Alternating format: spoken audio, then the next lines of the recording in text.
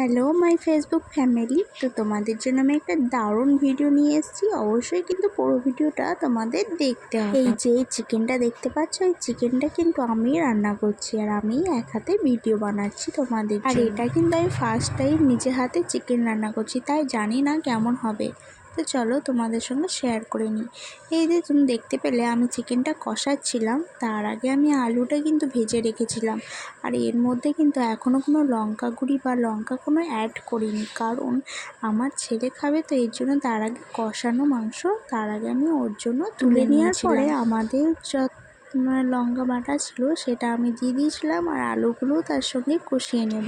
আসলে first time রান্না করছি তো ভীষণ ভয় করে আমার ভীষণ ভয় করছিল যে আমি পারবো কি না, বাট মা আমাকে একটু বলে দিচ্ছিলো এভাবে করবি তাহলেই হবে।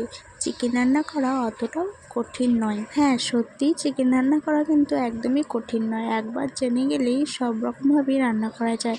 তো এটা আমার ফার্স্ট টাইম, তো এর জন্য একটু ভীষণ ভয় করছিল। তো এখন থেকে মনে হচ্ছে আমি এখন পারবো চিকেন রান্না করতে।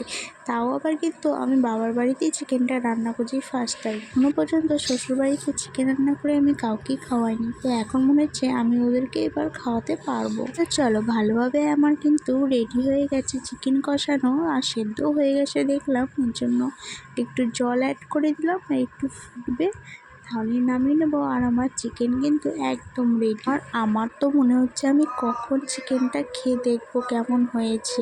আমি ভীষণ এক্সাইটেড যে আমার রান্না ফার্স্ট টাইম কেমন হবে। লবণ ঠিক হবে না, হলুদ গন্ধ উঠবে, ভীষণই ভয় করছে। কিন্তু যাই হোক, ভীষণ ভয় করেই রান্নাটা করলাম। আমাকে কিন্তু জয়ী হতেই হবে এই রান্নাতে, নইলে কিন্তু আমি কখনোই পারবো না রান্না করতে। আর ভয় করলে তো কখনোই হয় না কোনো কিছু। হয়তো ভুল করলেই তবেই শেখা যায়। তো যদি একটু ভুলভাল হয় তো অবশ্যই পরে বুঝতে পারবো যে হ্যাঁ, এতটুকু লঙ্কা লাগবে, এতটুকু হলুদ লাগবে, এতটুকু লবণ লাগবে। তাই তো বন্ধুরা, তোমরা কে কখন ফার্স্ট টাইম রান্না করেছো সেটা আমায় কমেন্টে জানাতে একদম ভুলো না।